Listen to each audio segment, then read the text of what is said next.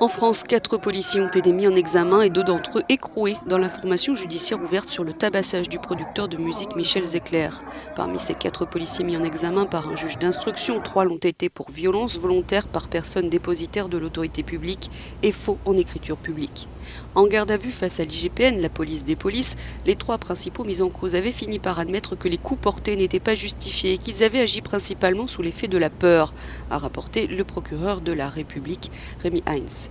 Ils ont invoqué la panique provoquée par le sentiment d'être coincés dans l'entrée du studio de musique de Michel Zecler qui se débattait selon eux. Ils ont en revanche nié avoir tenu des propos racistes, alors que la victime assure qu'ils l'ont traité de sale nègre, une insulte entendue également par l'un des jeunes présents dans le sous-sol du studio.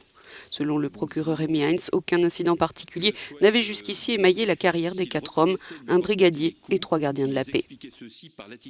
Cette affaire électrise en tout cas le débat autour des violences policières et de la loi sécurité globale. Une loi qui a mobilisé des dizaines de milliers d'opposants dans toute la France samedi, 130 000 selon les autorités, 500 000 selon les organisateurs. C'est notamment l'article 24 qui est visé, article qui prévoit de pénaliser la diffusion malveillante d'images de policiers. L'avenir de cet article litigieux est désormais plus qu'incertain. En fin de journée ce lundi, le ministre de l'Intérieur Gérald Darmanin doit être interrogé par la commission des lois de l'Assemblée nationale sur l'ensemble du texte de loi sécurité globale.